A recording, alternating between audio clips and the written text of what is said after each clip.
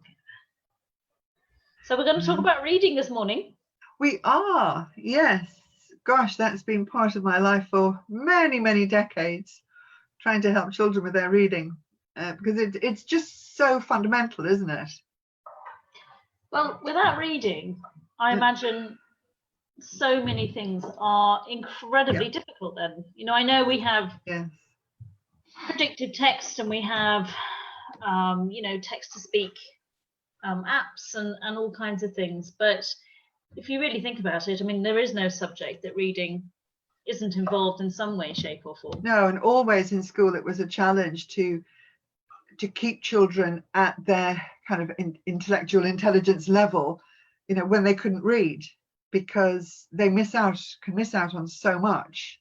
And so how can you compensate for that? How can you do that? And it's just a huge challenge for teachers and for parents, you know, because we've still got round about 20% who are finding it very, very difficult to read. And when you look at the adult statistics, you know, we have this on one of our courses, don't we? It really is frightening how many adults only have a kind of functional literacy round about the level of an 11-year-old child. Yeah, I know. It's scary statistics. I know in Ireland in '97 there was a big survey done of the OECD countries. Oh, right. And Ireland at that point had 1 in 4 adults was functionally illiterate. And then more recently, I think in 2013, they did one, and it was 1 in 6. So it had improved. Yes. However, 1 in 6 is still a really big number. You know, they initially put it down to the fact that a lot of the older cohorts were, you know, not in secondary school. Yes. They missed secondary school. They'd gone from primary into work. But actually, as the years have gone on, and 2013, that cohort is much smaller, obviously.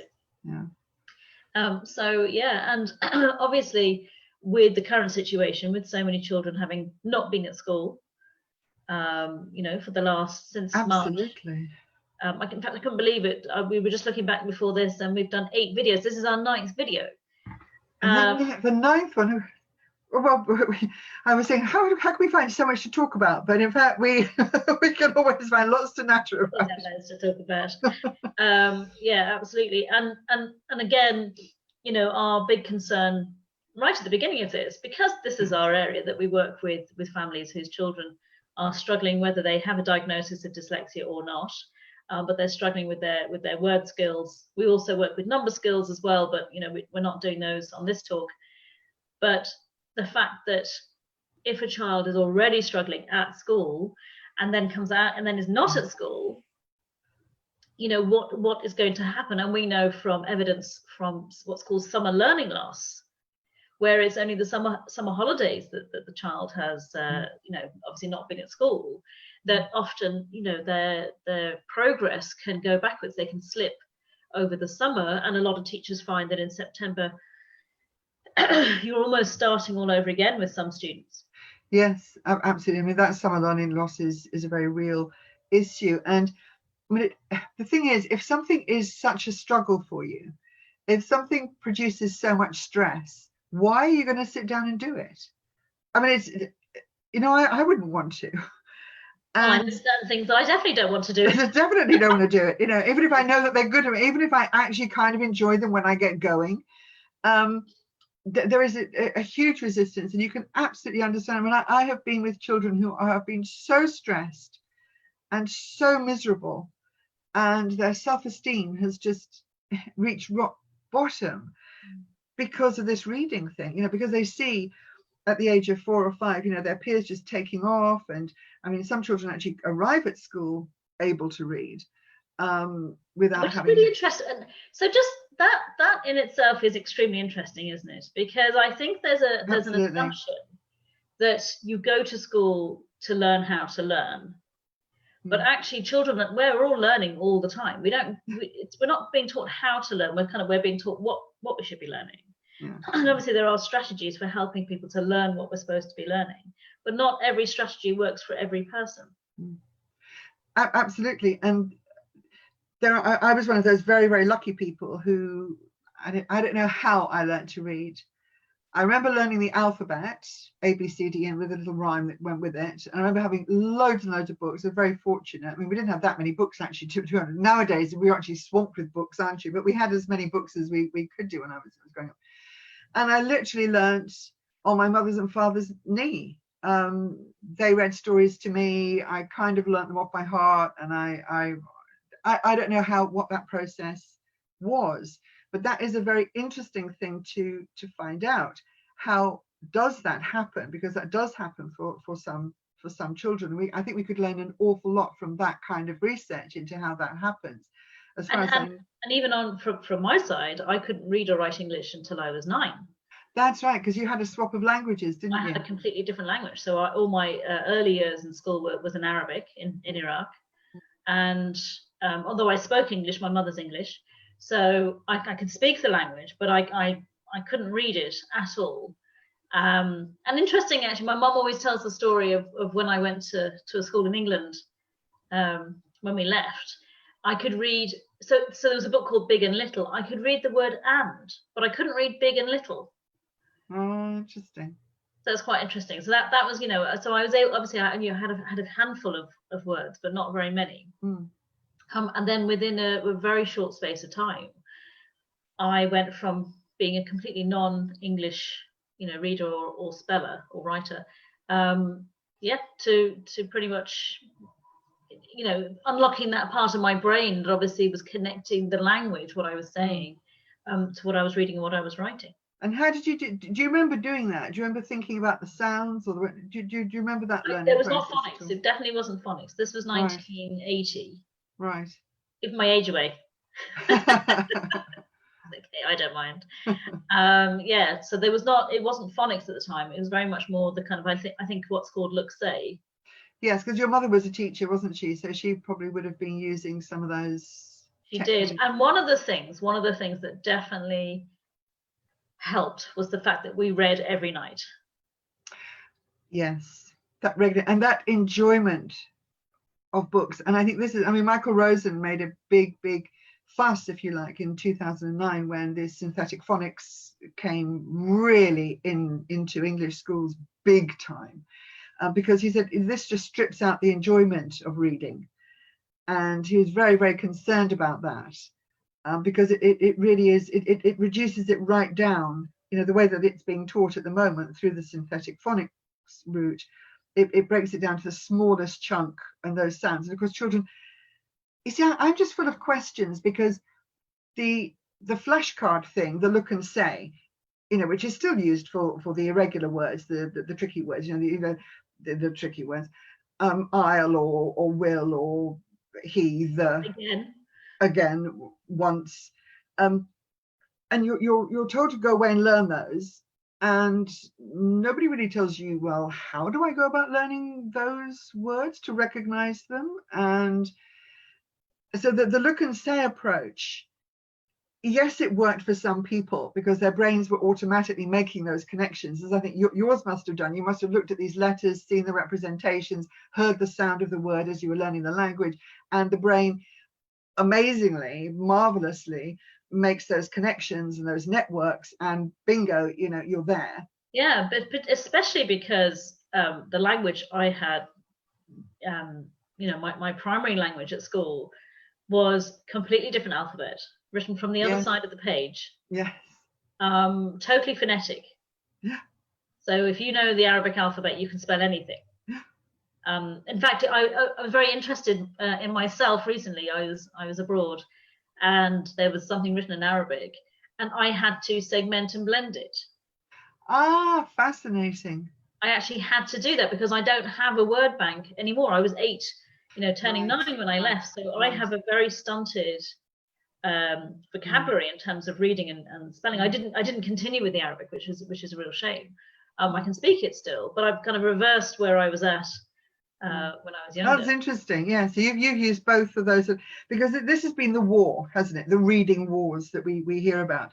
The on the one hand, you've got the look and say. There's a flashcard. Look at it, kind of remember it, and then you go, oh, have I got to remember every single, thousands of words off by heart? How do I do that? Has the brain got the capacity? All these questions sort of are thrown up. And then on the other hand, you've got the solution that was brought about through research mainly in Scotland in a place called Clackmannanshire about how children read. And there is neuroscience behind it, obviously. A lot of research has gone into it, that we learn through segmenting and blending, that is breaking the word down. So you see the word cat there, and you've learnt that the C is the k, and then the a, and then the t sound at the end, and then you break it down to the k, a, t, and then you blend them together, and you learn to go cat, cat, and then you read. And those two processes have really been at war with each other for a very, very long time. And the question is, why have they been at war? Well, yes, I can understand that they come from two very, very different traditions. One is the kind of more holistic, global, big picture thinking, going from the whole word down to the smaller segments or phonemes. That's kind of with analytic phonics. And then on the other hand, you've got this sort of the phonics with segmenting and blending, which is very much, from the small part, that small, tiny chunk up to the big chunk. And they have been at war. They come from two different sort of sides of the educational debate, really. But this is, we said, the hint is it is not what you think. The thing is, both of those have got a place. There is a place for working with the whole word, with the visual, using the visual system, because that's a very, very effective way of learning anything. Using a visual system, it's crucial. It's the most effective. We have absolutely 11 million bits of information coming in through our 5 senses, and 10 million of that 11 million is through our eyes. Absolutely. And on the other hand, you've got the small chunk, the segmenting and blending, the sounding out of words, which is a very, very useful skill, as you found out when you went back to Arabic and you needed to, you're faced with those symbols. I didn't recognize the whole word because I don't have. How can I? So there you go and break it down. I mean, when I read in French, luckily I have got languages with French or Spanish, or I did German at school, I can still read effectively German without understanding a word. Okay, so that is basically, and that comes into the crux of it, isn't it? It's very much about comprehension. It's about comprehension, but I think the mechanics, I think comprehension kind of comes, I mean, you need to know the meaning of the word that you're reading, obviously, but I think the mechanics of reading is the kind of, because you need to have that automaticity. You need to be able to read automatically, so it isn't such a struggle. And I think what's missing out with both of those arguments on either side is that there is a very, very deep skill that you need. In fact, there are so many visual skills that you need in order to be able to read fluently. I mean, we investigated this, didn't we? I can't remember them all offhand, but there are things such as your eyes being able to track from left to right, that you can hold your place. Well, an interesting one is being able to close down the visual from one word to the next. Absolutely, so without them running on in together. Absolutely. Being able, as you said, be able to keep the words, still on the page. And these all appear very simple and automatic, so that's why they're not being taught. I think there's an assumption that either you can do that or you can't. And there's so many people with dyslexia that we've met, our clients, who said that it was a complete shock to them when they realized that not everybody saw the page in the way that they did, because for them the words were literally dancing around all over the page. Some were disappearing, they were blurring into it, and they thought everybody saw the text in the same way that they did. And it was a real shock to them. What? You mean the letters aren't swimming around for everybody? And I have to share a little story, because I think often, with the best will in the world, there is an assumption as to what is happening inside a child's mind or a student's mind. Completely, absolutely. And it's not through, malintent or anything else. It is simply because we're having our experience, you're having your experience, I'm having mine. So there's an assumption that everyone's having the same experience. Yes. Absolutely. And also when a child says something, there's then an assumption as, oh, well, that's because X, Y, Z. We have our own explanation. We're not really investigating it with the child. But I do remember a student who was 15, who I was working with at the school. And very interestingly, when I said to her, what subject would you like to work on? She said, well, I'd like to work on maths. So I said, oh, okay, so explain to me, well, what's the problem? She said, well, I can always do the first few questions, but as the questions go down the page, I can't. So immediately in my head, the assumption was, oh, it's because the concept is now becoming more difficult. You're kind of, you're putting things together. The questions do generally get more difficult as they go down the page. That's what I assumed as to why she couldn't do it. But because I have been trained, as I know to ask questions. Keep quiet. I just said, so explain to me what you mean by that. And she said, well, as I start reading, and she had the page flat. I said, well, show me what you mean. So she brought out her maths book. And she said, so here at the, so she says, I can see these words. She goes, they're in black. But she goes, as I go down the page, the words fade and they go yellow and then they disappear. Oh my goodness. Absolutely. It's investigating the child's experience, isn't it? Or not child, but the other person's internal experience. I didn't even know that can happen. Absolutely. I had no idea. I was gobsmacked. So, because of our process is about holding things up, I just got her to hold. So obviously there was something wrong with her vision. As her vision went down, things were obviously just not, I have no idea. I'm not an ophthalmologist or anything else. I have no idea why that would happen. But when I got her to then hold the book up or hold the sheet up, she went, oh, there they are. Oh, there's the words. That is amazing. I had no idea, but it was such a massive lesson for me is to always ask questions and to investigate more as to what is exactly happening rather than making an assumption and then charging off in completely the wrong direction, trying to help her. Absolutely. And I think, as a teacher, I hold my hand up. I know that I have so often tried to solve people's problems from my own perspective, from my own assumptions, from my own view of the world, if you like, from who I am and how I approach tasks and solve problems and so on. And so often we want to solve people's problems and give advice, but it's coming from our experience, not from their experience. So it's really unpicking and investigating the internal experience of the, and of course what we find is that, can I just backtrack a bit, because what you said about there's something wrong with the vision, and I think for parents, if your child is struggling, it could be that there is something that needs to be adapted, because a behavioral optometrist, for example, can really help with those things about the tracking and a lot of visual skills that are necessary behind that. So that's the very first thing to do, is to check out the eyesight. Because if that is a problem, then obviously reading will be incredibly difficult. Exactly. Regardless of what system you're using, it's going to be very, very hard. Because so that's kind of things visually still and stable, whether it's your outer eye, what you're reading, or if it's for spelling, your inner eye, what you're seeing inside your, those skills are crucial. And for some children, it can be missed early on. Very much so. It really can be missed because lots of children have a different reading journey. Some children pick it up automatically, seemingly without any phonics at all. Some children really benefit from the synthetic phonics, the breaking it down and segmenting and blending.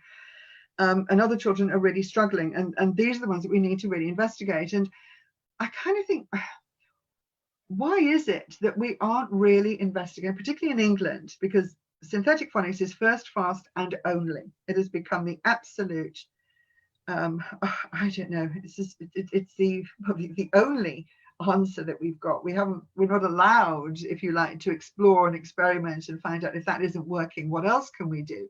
And I think for me as an educator, I've always thought, well, if that doesn't work for that child, what can I do differently? What else can we do? How can we find out about it? And I love your phrase that you, Liz. What is it? So when I had my 40 students with all kinds of labels, predominantly dyslexia, so what is it I don't understand and don't know about dyslexia, that if I understood it, I could help these students to actually develop better strategies? Absolutely. And as you said, the first thing to do is to understand their internal experience. What is actually happening for them as they're starting to read? And so we'll talk a bit later about all the tips, but the internal experience is really fundamental for what's happening for the child, and calming the stress levels down, because it is very, very stressful for any child who's started school and then they don't learn how to read, and then they keep going over and over and over again the same sounds in pretty much the same way. And they might have mnemonics, they might have rhymes, they might have colouring in and all kinds of activities, but they're not addressing the fundamental problem, which is, in order to read fluently, you need to be able to recognize automatically in a nanosecond the word that's coming, and you need to be able to read on, don't you, to have this. So I think for parents, just have a think really about when you're reading, what actually are you doing? And it's very, very complex activity, very, very complex. It's extremely complex, and also the fact that we don't have a reading center. You know, we've said this before, but reading is a very new activity for the human brain. This is not something, considering, you know, how long we've been on the planet. You know, it's been, it's just a term nanosecond. It's been a nanosecond in our history. Yeah. You know, so in terms of our brain development, this was not something that evolved. It was something that we actually, so the written word is something that was invented. It is a human invention. People say, oh, it must have come from drawings, etc., etc. But there is an argument against that, because, for example, the word cat doesn't look anything like a cat. It doesn't resemble a cat, you know, at all. So if you looked at that word, or if you had, you know, cot or whatever, you know, they don't resemble the words that they represent. So that it is a man-made invention, very clever, like really, really clever if you think about it, like quite mind-blowing. So we've created a way of visually representing what we say and what we're hearing. Exactly. And in English, as we discussed on a previous, we have what's called very deep orthographic depth. That is the distance, if you like, between the sound and the way that it's written, the sound that we make, the word that we say. For example, through and thorough, you know, we don't write them in the same way that we're not a phonetic language. Those are hilarious, because it's though, through, then thorough, then, you know, I mean, they're all very similar looking words, pronounced very differently. Yes, that's right. So English is a deep orthographic language, and so that makes it even more difficult, because you're even further away from the sound. And we know that many people with dyslexia have what is called a phonological deficit, you know, which we don't like. We don't like anything with the word deficit. All we would say is that we go a bit shivering. Exactly, but we know there is a difference in the way that some brains actually perceive the sound and process the sound internally, and those brains seem to work differently. But then that comes with another question. Well, look, okay, you can see fMRI scans, can't you, of a successful reader, a fluent reader, and you see the different parts of the brain that are lighting up. And then you look at other scans of somebody with dyslexia trying to read, and you see that bits of the brain are not lighting up, particularly the word bank area in the occipital area. So they haven't got that store of images, and they can't do what's called the rapid automatic naming. And then, you see, I just asked this question, well, if we know that, and we can see that through fMRI scans, and we know that there is this difficulty with the phone, well then, why do we even think that the way that they're going to learn to read is through the phonic way? The same way that has failed. The same way that people who've got the other brain wiring can learn. So, well, it always brings to mind that famous quote of, you know, the definition of insanity is to do the same thing over and over again and expect a different result. Absolutely, because the research that was, I think it's Professor, I can never pronounce her name, Uri, I can never pronounce her name properly. You know, she has mapped. You see, the name. I need to see it. I need to see it, and I haven't got a visual. It's pronounced. You can. That's so true. I haven't got that visual representation. I watched her talk a couple of years ago, and that was interesting. But she has mapped the progress of how to learn to read using the synthetic phonics, the sounding out method. And yes, it works. But then my question was, but yeah, that works for a brain that works in that way. Yeah. But there are lots of brains that work in a different way. So why are we trying to teach a brain that works in a different way in the same way as a brain that works in a kind of segmenting? Do you know what I mean? I mean, that's a confusion. Oh, I totally get that, and you know, obviously this is our soapbox. This is our soapbox, because they're. That it's not about, and I read a brilliant little booklet. It was by a guy called Andrew Davis, and he's in Durham University. Yes, yeah. And what I loved was that he said you cannot teacher-proof or pupil-proof, you know, literacy. Yeah. You can't create a system that is bulletproof, that every teacher, that's going to suit every teacher and it's going to suit every child in the classroom. It's not possible. You know, he's a big advocate of releasing the bonds that teachers have been, you know, put under in terms of this fast. Well, in the UK, here it's a different story. They do have a little bit more autonomy. Yes. However, Jolly Phonics is still the dominant process that is being used, the dominant system that's being used, the synthetic phonics, one of the packages. And again, what's interesting is every time I run a training for teachers from different schools, my first question is, on average, how many students do you think are struggling with the phonics program that you have? Despite the fact that you've got fantastic resources, you've been very well trained, everybody's putting in a huge amount of effort. I mean, really, it really it's been a huge investment in this. Time, money, you know, time away from the classroom to go on trainings and new stuff coming in. And the reality is I consistently get the same answer, which is about 20%. About 20% of students, so 1 in 5 students, 1 in 5, that is a very large number. When you think about that in terms of, okay, so how many students does that mean in any one time in a country? And then as they go through the school system, this becomes compounded. I mean, I've had students who've come to me who are at the end of their primary school, about to go into secondary school, and the parents are desperate because they know their child still cannot read fluently, and they know there's nothing wrong with their child. They're like, this child is so bright, they're so good at so many other things.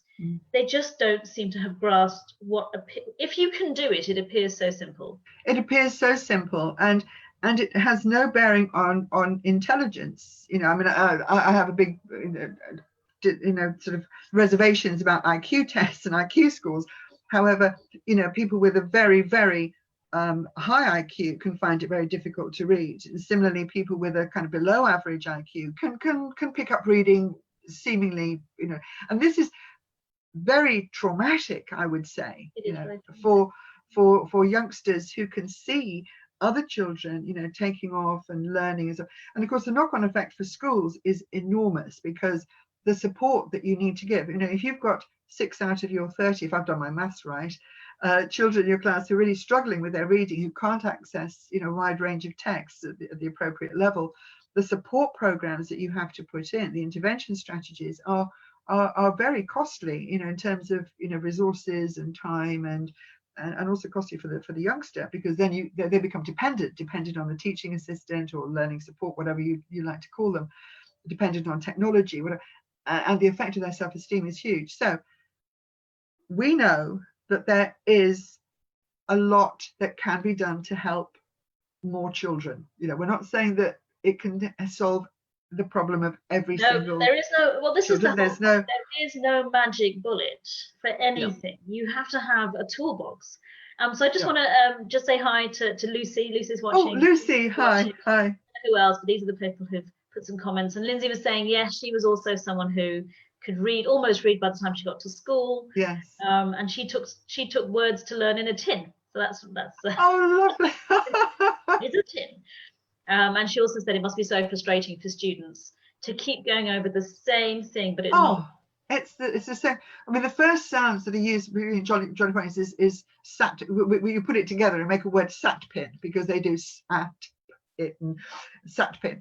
And you get to, you know, I've heard teachers in the staff room, you know, round about the end of January, February, going, they still haven't got sat pin.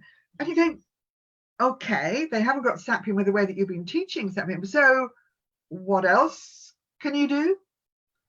What alternative ways in are there? And they go, well, no, the program is Jolly Phonics.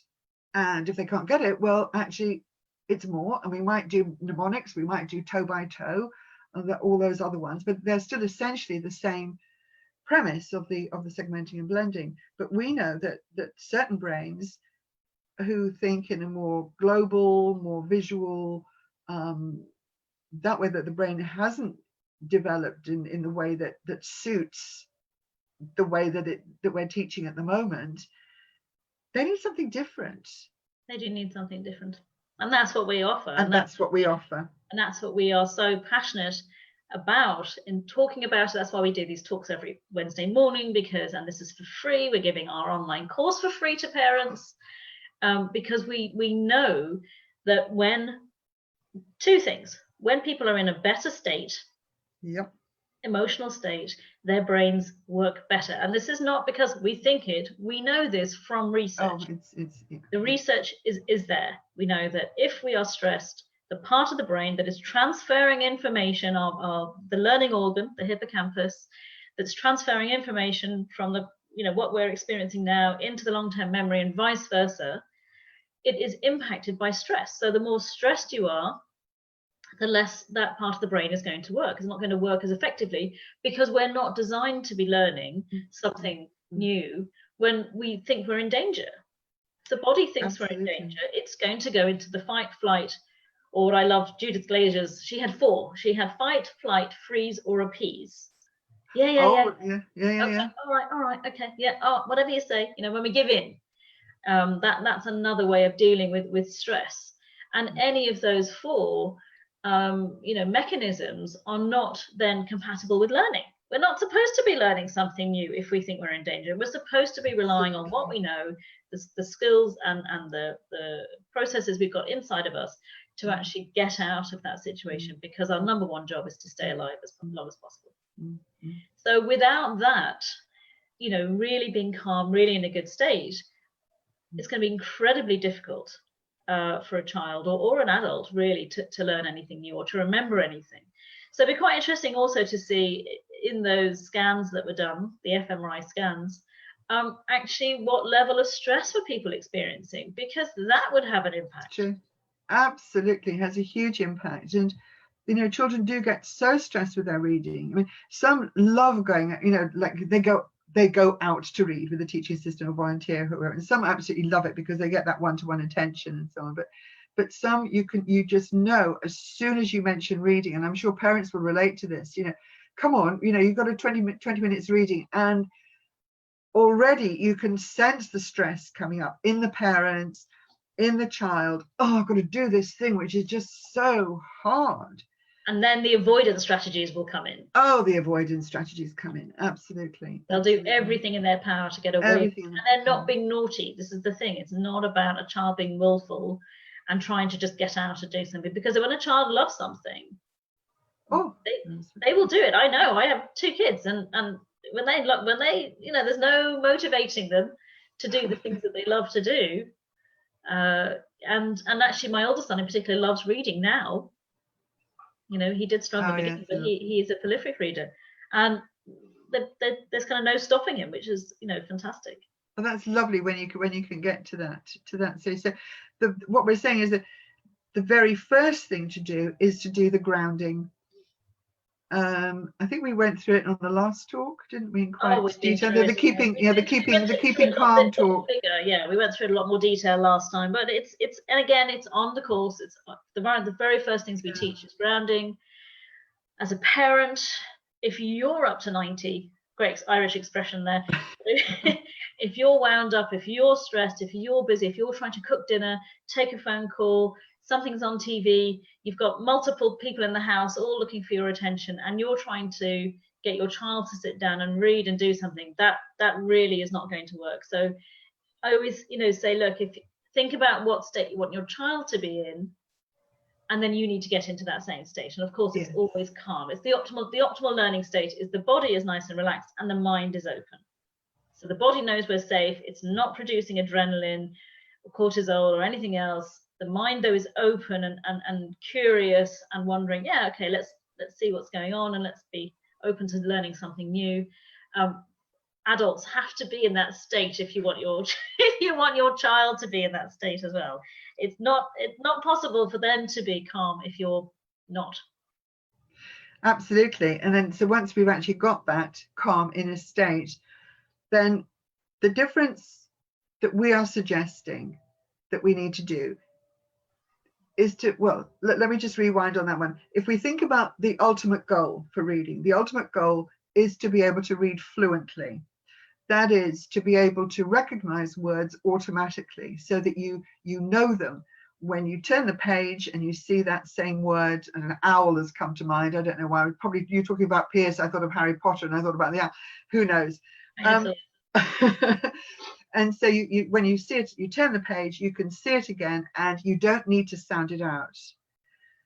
Some researchers are saying, actually, you're just sounding out really, really fast. I can't get that myself. But anyway, I'll just put it out there in case anybody is there. Well, there's evidence from Georgetown University that says the complete opposite. It says it does. Yeah, Georgetown is saying you have to have that.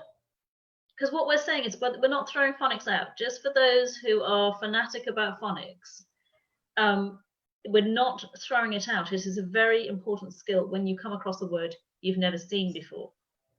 Yeah. It is a word attack skill. It's one of the best word attack skills for brand new words. What we're talking about is going from it being brand new to then having seen it several times, being able to decode it successfully, to then encode it as a whole word inside the brain, as a whole picture, so that you immediately recognize it. You're not segmenting and blending. Because actually fluent readers, really, really fluent, fast readers, often don't read every word either. No, because you teach a speed reading course, don't you? I do. So quite involved with that. So that process is a highly complex process, and it's it does rely on having that word bank, that you have got those words that are stored there that are just automatic, because that takes the load away from the working memory, and then you can start thinking about the meaning and start thinking about enjoyment and pleasure. If you are, I mean, parents out there, I'm sure you have seen the children just struggling to sound out painfully every single word as they go along, and you, by the time you got to the end of the sentence, you've forgotten what the beginning of the sentence was. So the end goal is to have a word bank which is sufficiently large that you can really enjoy your reading, because you've got that automaticity. And when we talk about the word bank, we're saying that the word, you recognize what it looks like, so that's the orthographic, the spelling. We recognize what it sounds like, so that's the phonological aspect, and we understand the meaning. And sometimes it's not the same meaning everywhere. It could depend on the context and etc. So when you have a word bank, you've got those three elements working together for those words. So it's not just reading fluently, is not just being able to make the right sounds. It really isn't. But obviously that is the first phase. Now, what we suggest is that we actually go in to reading through spelling. We go from global thinking, big picture thinking, down to the smallest level. So, for example, we do start with the whole word, and we link reading with spelling very, very closely, don't we? Because if you have used our process for how to learn to spell the word, then of course you have got a very, very strong visual representation in your mind's eye, which is fixed, which is stable, and which is there forever. And so that's why we actually start learning to read through learning how to spell. And that is I think probably that is a little hint that might be what you hadn't expected, that actually we start to learn to read by learning to spell, because we want to create that store of words. So we've got the automatic naming.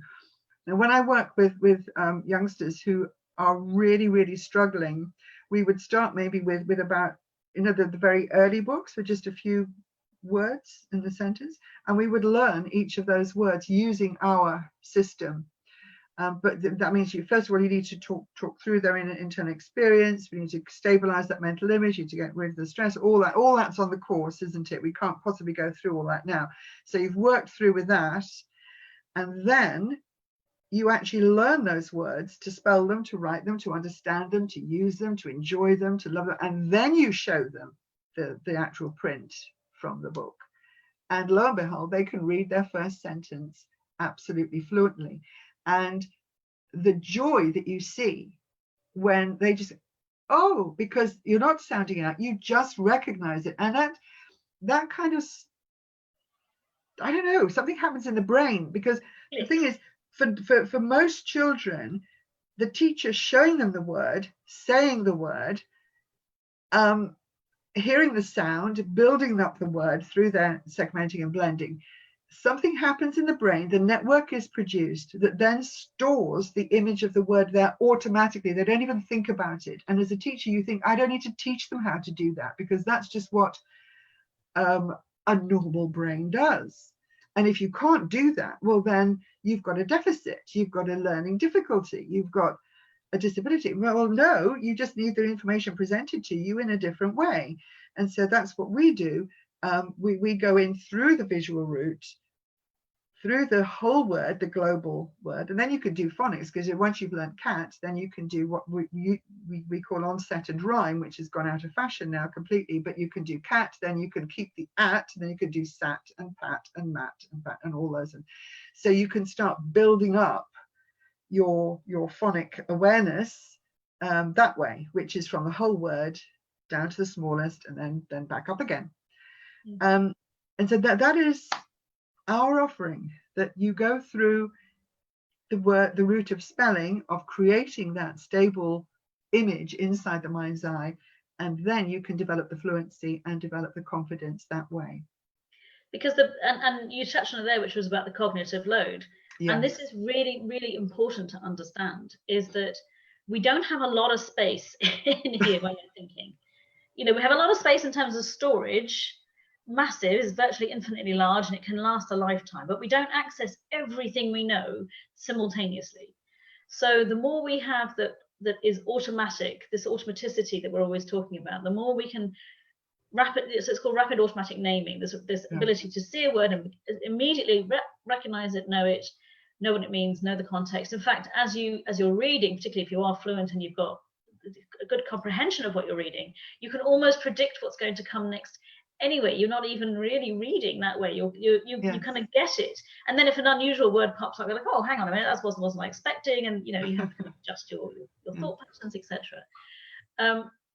But the whole point is that when something is brand new, and as we know from the fMRI scans, for someone with dyslexia, when they've done the scans, it looks like it's only the front of the brain that's lighting up, the Broca's area, which is pronunciation. Yeah.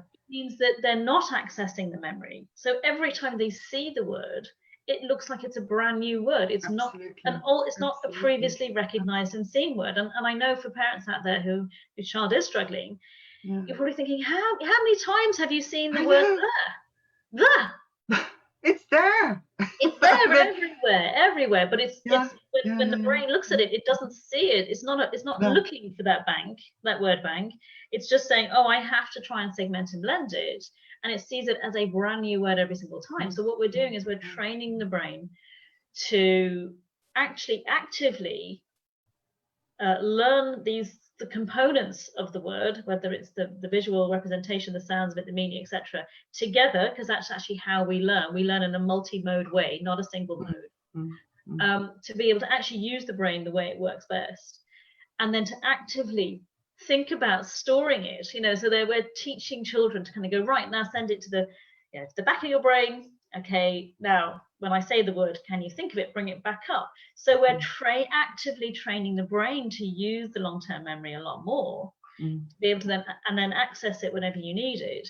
And the more we use that we know, the less cognitive load there is, because like, oh, I know this. I'm not having to think about it. I'm not having to use networks as if it's brand new. Whereas segmenting and blending, to continue to segment and blend when you already know the word, is actually, it's not useful in any way, shape or form, because that's only a word that you haven't seen before. It's a word attack skill. Once you've done that and you've transferred it, if you're only using it for words like Hermione in Harry Potter. I was just thinking about yours, yes, because you came across, so you sounded out Hermione, didn't you? And you came up with Hermione.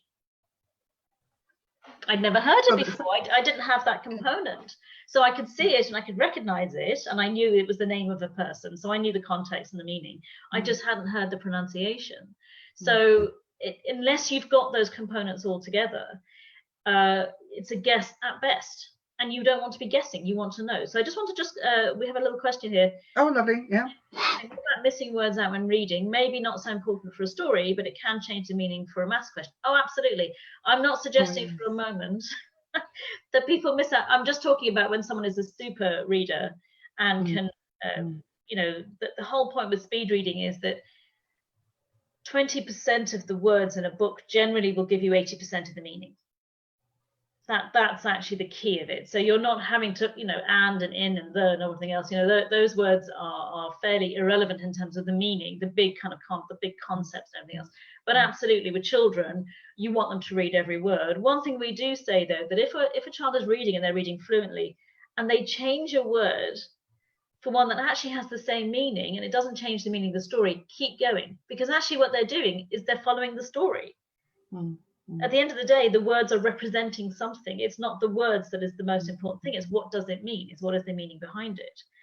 So yeah, because I know one of the arguments against the kind of more visual method, well, it wasn't a visual method because they weren't teaching the underlying necessary visual skills. They were just showing words, you know, and that to me is not teaching in any way, shape, or form. So I'm not an advocate of look and say in any way, but I've lost my train of thought. Gosh, that's funny. My brain just went ground yourself. Ground myself. Take a deep breath. Yes. So the idea there was that children were just guessing. They were either just learning it off by heart, or they were guessing, and they were just skipping over words.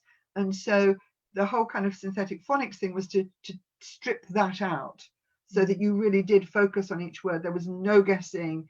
Because we used to use sort of things like, well, read to the end of the sentence and then go back and think, what do you think that word could be? And of course, that, you know, I can accept, you know, that isn't particularly a useful strategy, but we didn't have the strategy that we've got now, the system that we've got, which is really using that visual system to process those words. Absolutely, because when it comes to reading, one of the questions I always ask the students who come in, who are their parents bring to see me, is, you know, do you like reading? And if they don't like reading, my first question is, tell me something. When you're reading, are you making pictures inside your mind's eye? That's it. Yeah. And they always say no. No, that's right. No. Well, if I was reading something and I was just simply reading the words, I wasn't making any sense of them, I wasn't creating an image, I wasn't creating a movie or anything else, why would I be doing it? It's just a chore, it's just torture, and it's torture for everybody. And you know that that's happening because a few things are a really good sign. One is everything is segmented and blended, regardless of the fact that they've just seen that word, you know, on the previous sentence or the previous page. Another one is they have no punctuation. Yes. There's no intonation in the reading, and often words are interchanged. They're putting in, or they've guessed at a word. It doesn't make any sense. Either the word is gobbledygook, or the word that they've guessed it could be doesn't make sense in the sentence. Yeah, and then you get the transfer. So saw and was will be interchanged, even though it makes absolutely no sense in the sentence. No. So those are really good indicators. They're really, so you might think, oh yeah, my child's done 20 minutes of reading, but it's been torture for them. It's been torture for you to listen to it, because I know I can't take any more. It's not pleasant to listen to. The reality is that's only practicing one skill, which is segmenting and blending. That is one word attack skill. It's not the whole thing. It's to then encourage your child to take that word. And we do what's called pre-teaching. So you might see on a page, you know, as a parent, you'll look and you'll think, okay, I actually know my child doesn't know, you know, 2 or 3 of these words. Use our process for teaching the spelling. Yeah. Take them out of that look at it, explain the meaning, say it. They go through that process very quick. It takes a few minutes once you've got it mastered. And then go back to the page, and lo and behold, they can read those words because they've seen them, they've transferred it. And one of the games I often play is, so I love the Julia Donaldson books. I think they're wonderful. So the Gruffalo and the smartest giant in town and things like that. And they're great because they're very repetitive. They have the same words over and over again. So it's a really good way of constantly exposing the child to, oh, I've just seen that word. Yeah, I've just seen it. Oh, there it is again. There it is again. Is to actually count, for example, how many times does the word giant appear on a page. So they've just learned the word giant. So let's go and find the word giant. So immediately the eyes are trained to see the whole word, because you can't find it if you're segmenting and blending every word. It's not going to work. So we've got about 9 minutes left here. What would be some really good tips then over the summer? So obviously, number one would be to do our course. It encompasses spelling, reading, and handwriting as well, because they all form part of the visual. They all use the visual system in the brain. So what would you say would be some really, we're going to put up a PDF after this as well, by the way, that people can have a little read. Yes, that's right. So I think not to worry too much about, say, the reading scheme. It's reading for enjoyment, and sometimes there's a sort of, I don't know, desire to rush through the reading scheme, kind of, I need to get onto level 5 as quickly as possible, and I think children can buy into that too. So it's just finding ways to read for enjoyment, and it could be comics, it could be magazines, it could be anything, and the more practical that you can make it, the better. But I think that the first thing really is to get that process of teaching them how to store the image, before that, and then you can start looking at how you can do fun things and happy things. And I think making it practical, making it interesting, making it exciting and different, and discussing books. For parents, maybe if the children really are struggling, they read one sentence even, and you read, a few paragraphs, because it's getting into the story.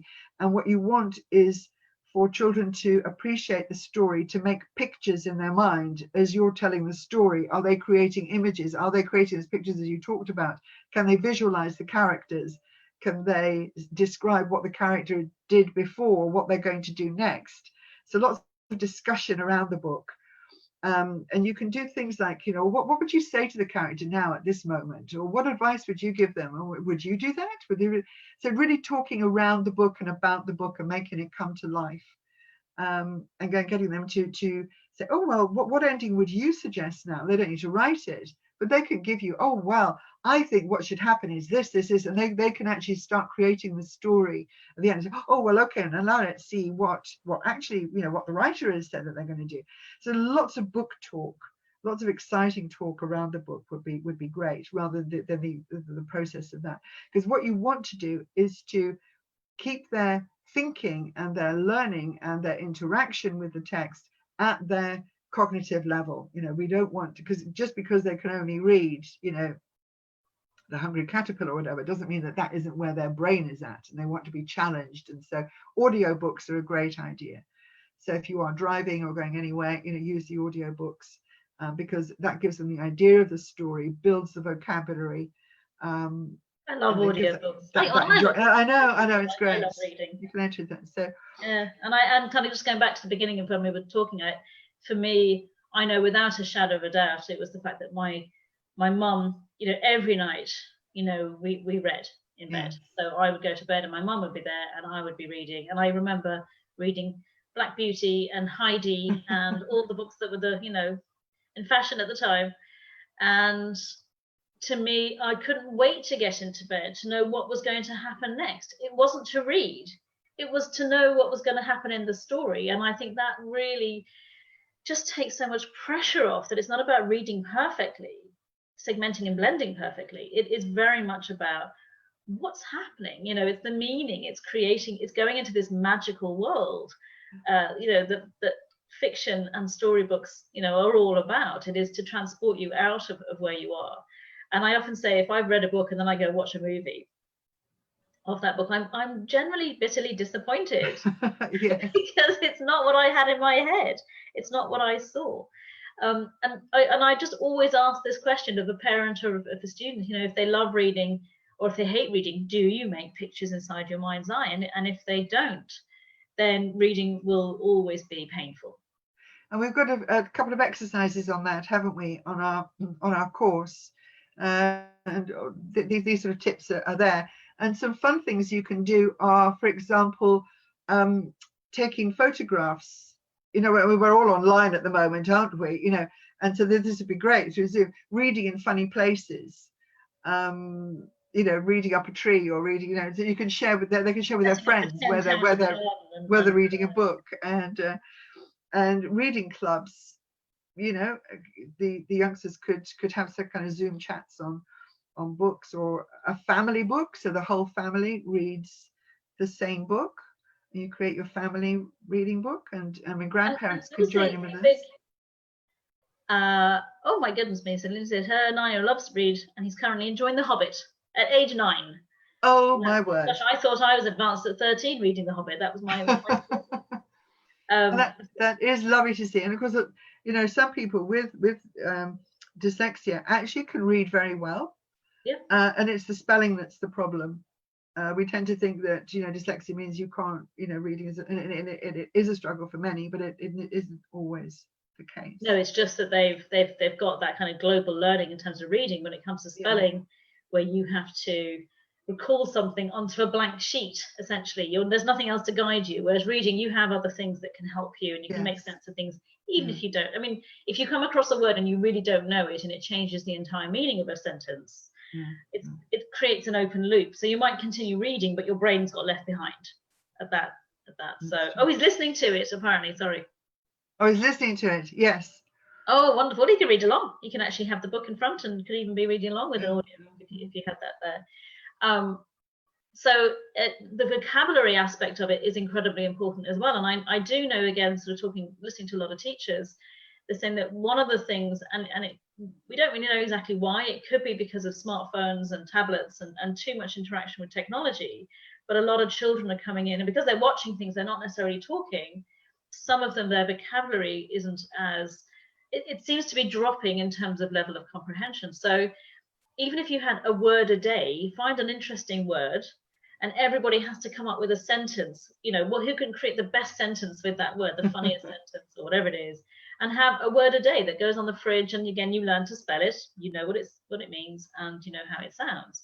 So there's all kinds of fun stuff you can do. It's not just sitting down and having 20 minutes of reading time, at the table. And we even talk about very simple things like the angle of the book on the course. Yes. So using a pacer. There's so many different little tips. They're really small. This is the beauty of it. None of it is incredibly, complicated or difficult. So a parent can absolutely do this with their child. Some parents get worried because they go, well, I'm not a teacher. It's like, well, actually, you are. As a parent, you are teaching your children, just not always consciously, and necessarily what you want them to learn. Yes, I was going to say that. But yeah, being there and just think of it as your child's guide. You're guiding them, you're helping them, you're just kind of holding the space for them. But also being able to, in fact, a lot of children actually watch the course with their parents. They do indeed. And I think one had a love. One little was it a boy gave you amazing feedback. Someone emailed the other day to say, yes. My little boy is saying that woman's reading my mind. Which I just thought was wonderful, absolutely fantastic. So we're talking about things that quite often when we ask children these questions, they suddenly, they go, someone's asking me a question I've never been asked before. I didn't know someone could actually know this about me. So it really is invaluable to understand your child's inner experience, know how to get into a great emotional state, being calm, and really understand how language is actually, our brains are hijacking multiple areas to be able to read. We don't have a reading center. We have multiple areas that all work together, and we want them to work together. And for us, it's the visual system linking in with the auditory system. So that is the absolute key. Well, it's bang on 10 o'clock, Paula. Good heavens, we're going to get a little bit better at this. Oh, great at it. Practice makes perfect, or something. Practicing the right thing makes perfect. Too often we practice the wrong thing. practicing the wrong thing. So we hope everyone has thoroughly enjoyed this morning. We always have a great time on our yes. chat, So our ramble. we've our little ramble. Hopefully you can make some sense out of it. So the link to the parents course will be on, and we'll also put up our PDF of some just some tips for helping your kids over the summer to just maintain their reading skills. They don't have to be reading anything, you know, too challenging or, you know, to do with school or anything else. You know, really make it fun and make it something that they're interested in. And any questions and any feedback you'd like to give us, of course, please do put the comments. Oh yeah. Or you're more than welcome to email us directly. And we look forward to next week. We'll see you all next week. Oh, we certainly do. Bye bye, everybody. Have a good week.